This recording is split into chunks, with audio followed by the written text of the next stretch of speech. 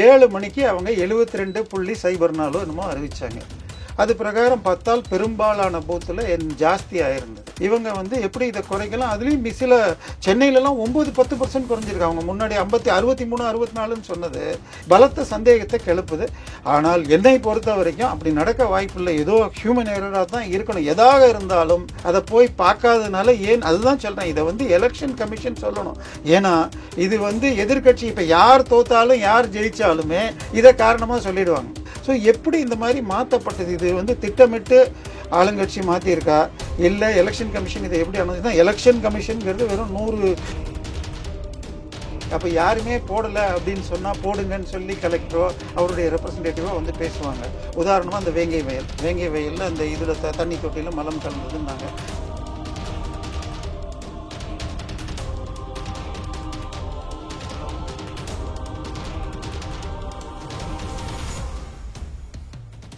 Real one voice நேயர்களுக்கு வணக்கம். இன்றைய நேர்காணலுக்காக நம்மோடு இணைகிறார் அரசியல் விமர்சகர் திரு தேவப்பிரியா அவர்கள்.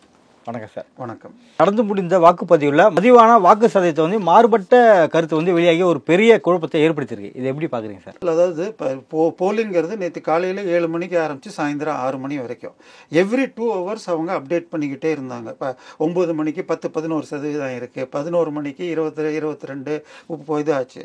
இப்படி பண்ணப்போ 7 மணிக்கு அவங்க 72.04 என்னமோ அறிவிச்சாங்க.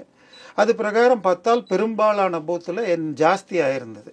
திடீர்னு ராத்திரி 11:30 மணிக்கோ என்னமோ எலெக்ஷன் கமிஷன் அப்டேட்னு சொல்லிட்டு இப்போ 69.4ன்னு குறைச்சிருக்காங்க. இது நிஜமாக குழப்பமாக இருக்குது. எப்படி மிகவும் பொறுப்பான ஒரு இவங்க எப்படி இதை குறைக்கலாம்? அதுலேயும் சில சென்னையிலலாம் 9-10% குறைஞ்சிருக்கு. அவங்க முன்னாடி 63, 64ன்னு சொன்னது இப்போ வட சென்னை, மத்திய சென்னையும் தென் சென்னையிலையும் 55, 54ங்கிறாங்க. அப்போ எப்படி இந்த தவறு நடந்தது? யார் இதுக்கு பொறுப்பேற்றுக்க போகிறாங்க? என்னை பொறுத்த வரைக்கும் நிச்சயமாக இது வேணும்லாம் பண்ணியிருக்க வாய்ப்பு இல்லை. அது எந்தெந்த தொகுதின்னு லிஸ்ட் எடுத்திருந்தீங்கன்னா இன்னும் பார்த்தா இன்னும் விஐபி தொகுதியெலாம் இருந்தால் நிச்சயமாக சந்தேகங்களை மக்களுக்கு கிளப்பும்.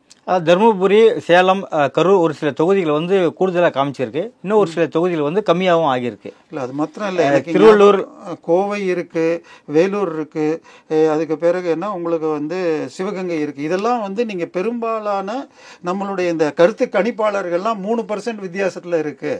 ஸோ இப்படியும் வரலாம் அப்படியும் வரலான்னு ஈவன் சொம்பு அண்டான்னு சொல்கிற மீடியாக்கள் கூட தக்கஃபார்னு சொன்ன 6லேருந்து 9 தொகுதியில் இது மாறி இருக்குன்னால் பலத்த சந்தேகத்தை கிளப்புது.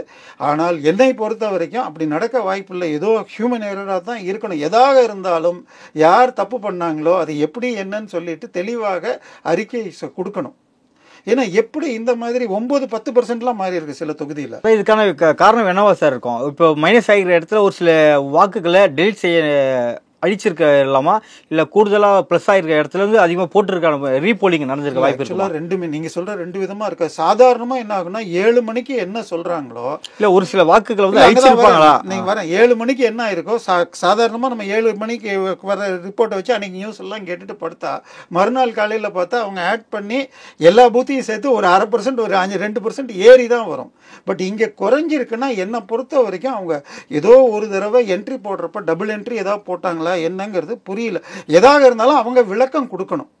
ஏன்னா இது முக்கியமான கோவை, சிவகங்கைலாம் சாதாரண தொகுதிகள் இல்லை. வேலூர் இதெல்லாம் நிச்சயமாக ஸ்டார் தொகுதிகள். இங்கே முடிவுகள் கடைசி 2-3%ல இப்படியும் வரலாம் அப்படியும் வரலாம் அப்படின்னு சொல்லப்பட்ட தொகுதிகளில் இப்படி சொன்னால் இது வரும். இன்னொன்று பார்த்தீங்கன்னு சொன்னால் பல தொகுதிகளில் இது போட்டு போடுறவங்க பேர் இல்லைன்னு சொல்லியிருக்கு.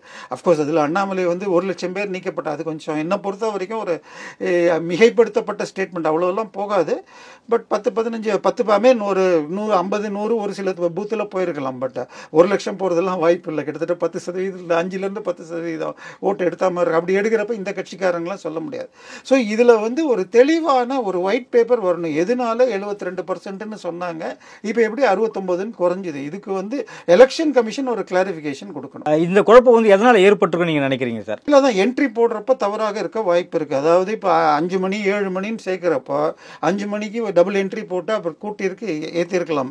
இது எல்லாமே நம்மளுடைய அசம்ஷன் தான் பண்ண முடியும். நம்ம அதை போய் பார்க்காதனால அதுதான் சொல்கிறேன். இதை எலெக்ஷன் கமிஷன் சொல்லணும்.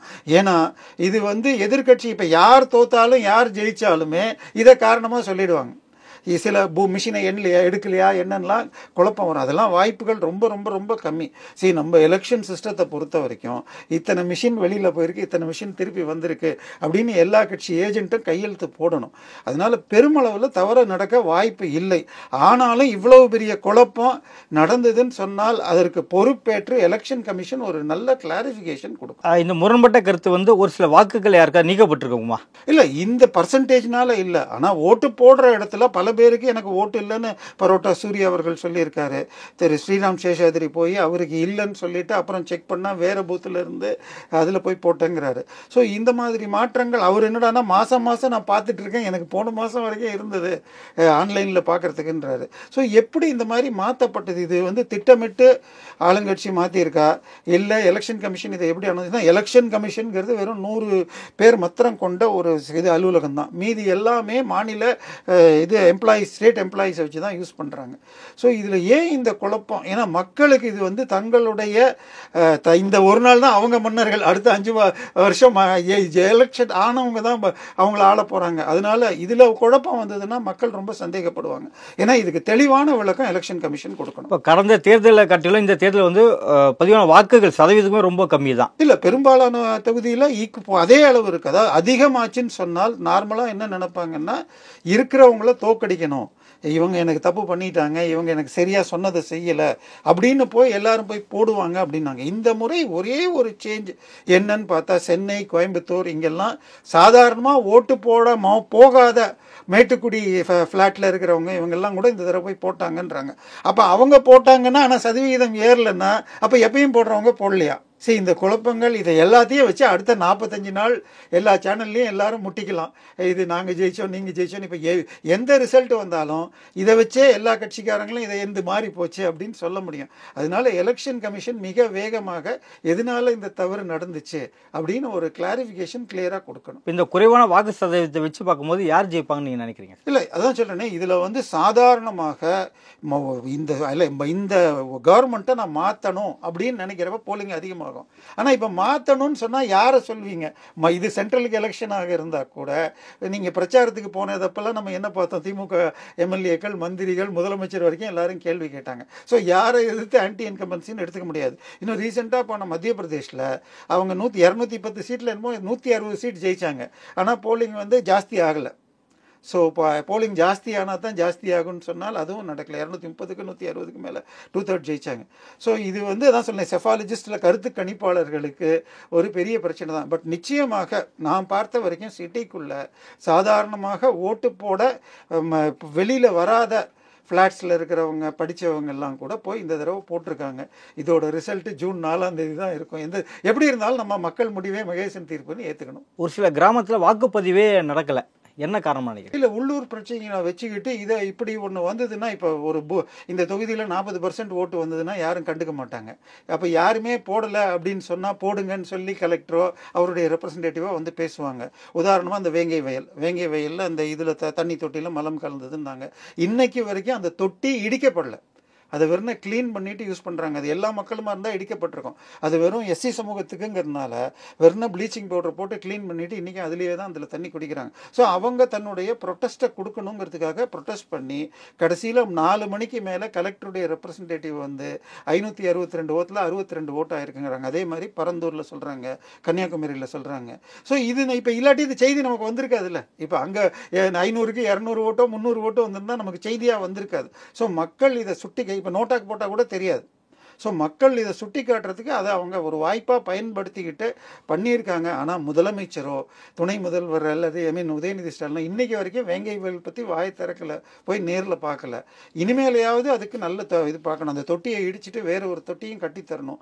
இது ஒரு கோரிக்கையாக இது மூலமாகவும் சொல்லிடலாம். இது போல விஷயங்களால் தேர்தல் புறக்கணித்து சரியானதாக இருக்குன்னு நினைக்கிறீங்களா? இல்லை, வேறு வழி இல்லையே. நீங்கள் எப்படி சொல்ல முடியும்? இப்போ நீங்கள் வந்து இப்போ ஒரு எம்பி சீட்டுன்னு எடுத்துக்கிட்டிங்கன்னா 15லேருந்து 18 லட்சம் ஓட்டு இருக்குது. அதில் ஒரு கிராமத்தில் 1000 ஓட்டு 1200 ஓட்டில் நீங்கள் இது 400 இல்லை எல்லாருமே எதிர்கட்சிக்கு போட்டால் கூட அது எஃபெக்டில் தெரியாது. அதனால இப்போ போடலைன்னு சொன்னால் அது வெளியில் வந்து பத்திரிகையில் நியூஸ் வருது, டிவியில் காட்டுறாங்க, கலெக்டர் ரெப்ரசன்டேட்டிவே வந்து உங்கள்கிட்ட பேசி போட வைக்கிறாங்கிறப்ப செய்தி ஆகுது. ஸோ மக்களுக்கு இது இன்னொரு ஆல்டர்னேட்டாக தெரியுது. இது ஒரு விதத்தில் நல்லதாக தான் தெரியுது. ஸோ தட் இன்றைக்கி வரைக்கும் வேங்கை வயலுக்கு முதலமைச்சர் போகலை, எந்த ஒரு பெரிய அமைச்சரும் போகல, அவங்க அதில் இன்னும் மனஸ்தாபத்தில் தான் இருக்காங்க அப்படிங்கிறது வெளியில் வருதில்ல. அது வரைக்கும் அது நல்லது தான். என்ன இது ஒரு டூல் தான் மக்கள். வாக்குப்பதிவு குழப்பத்தால் மறுபடியும் தமிழ்நாட்டில் தேர்தல் நடத்த வாய்ப்பு இருக்கா? 99.9% இல்லை. சரியா? இது 1-2 ஏதோ மத்திய சென்னையிலே என்னமோ நாம் தமிழர் இந்த எங்களுக்கு குத்தினா விழுகலை அப்படின்னு ப்ரொட்டஸ்ட் பண்ணியிருக்காரு. அப்படி ஒரு பர்டிகுலர் பூத்து 2 பூத்தில் வேணும்னா கம்ப்ளைண்ட் ஸ்பெசிஃபிக்காக இருந்தால் பண்ணலாமே தவிர, உங்களுக்கு கேரளத்தில் ஏதோ ஒரு பூத்தில் எல்லாமே தாமரைக்கு போச்சு அப்படின்னு கம்ப்ளைண்ட் வந்தது, அதை வெரிஃபை பண்ணி எல்லா மெஷினை ஒவ்வொரு பூத்துலேயுமே மெஷினை செக் பண்ணி மார்க் போலிங்னு பண்ணுவாங்க. அப்போ போட்டால் ஸோ அது அந்த பர்டிகுலர் மிஷினையும் ரீசெக் பண்ணிவிட்டு செட்டிங்ஸ் ஏதாவது தப்பு இருந்து ரீசெக் பண்ணிவிட்டு எல்லாரும் கையெழுத்து போட்டப்பறம் தான் ஸ்டார்ட் பண்ணுவாங்க. ஸோ இது நம்ம மீடியாவுக்கு ஒரு பொழுதுபோக்குக்காக பரப்பலாமே தவிர, ஸ்பெசிஃபிக்காக கம்ப்ளைண்ட் இருந்து இந்த தொகுதியில் இந்த பூத்தில் மிஷின் ஒர்க் பண்ணல அப்படின்னு கொடுத்தாலே ஒழிய ரீபோல் நடக்க வாய்ப்பு. நடப்பு அரசியல் குறித்து பல்வேறு கருத்துக்களை பொறுத்தவரை மிக்க நன்றி சார்.